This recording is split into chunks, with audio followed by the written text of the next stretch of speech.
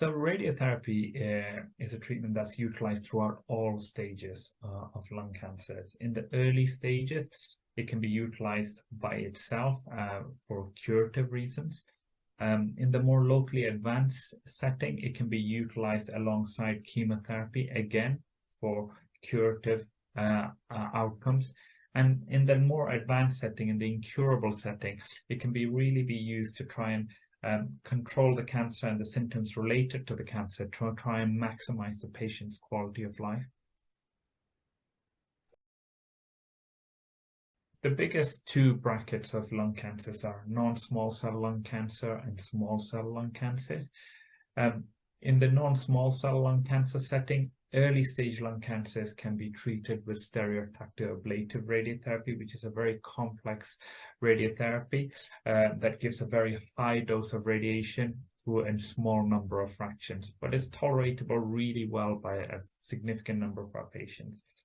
In the more locally advanced setting, it can be combined with chemotherapy in the non-small cell lung cancer setting. And that's also the case with small cell lung cancer, where we know that cancers are very responsive to both radiotherapy as well as chemotherapy. And this is a key component of hopefully long-term control or even curative control.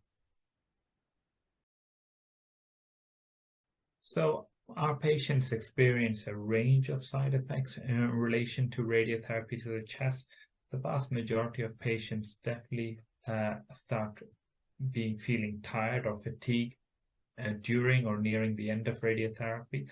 And during the time of radiotherapy, the areas that we're generally concerned about is the areas near the chest. So swallowing can be an issue, and sometimes patients can struggle with swallowing near the end of radiotherapy, and so they might have to switch to a more soft and sloppy diet, and we might need to give them some liquids to try and help them, or some analgesics or mucolytics to try and help them with their swallowing and their pain and discomfort.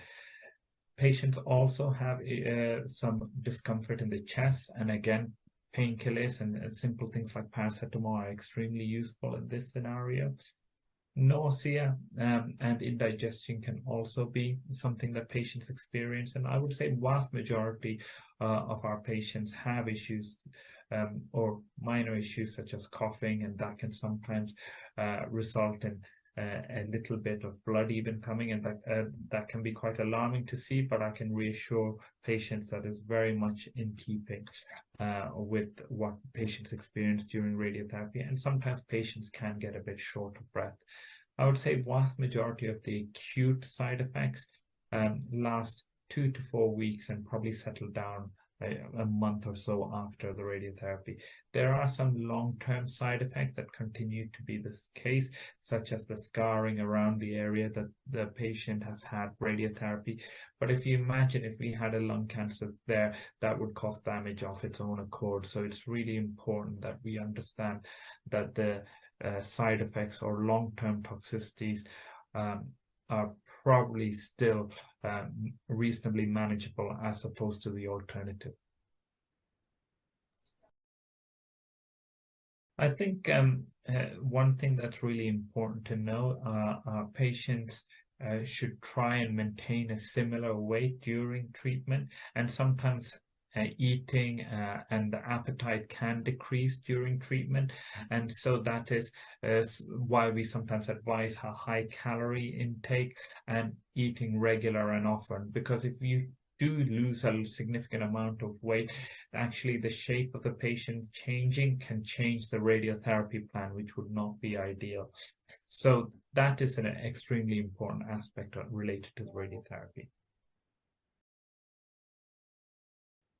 So what we find is surgery has been going on for a significant number of years. So there's a significant amount of data that's coming with surgery that has been present for surgery for a long time now. For the early onset non-small cell lung cancers, stereotactic ablative radiotherapy does show data that it is reasonably comparable, but we also know that in patients who are not a surgical candidate, stereotactic ablative radiotherapy is an extremely well indicated treatment option. Moving forward to more advanced lung cancers, we know that what we call bi or tri-modality treatment is recognized. By that I mean when patients have radiotherapy or surgery, they're likely to need an additional form of treatment. So along with the radiotherapy, they might need chemotherapy to try and help the radiotherapy work better. And after completion of the surgery, they might need chemotherapy to reduce the risk of recurrence. And in some cases, you might need all three formats to try and really tackle the cancer, i.e. radiotherapy, surgery, and chemotherapy. This would only be used in a scenario where we know that the patients are well enough to do so, and the benefits definitely outweigh the risks related to these treatments.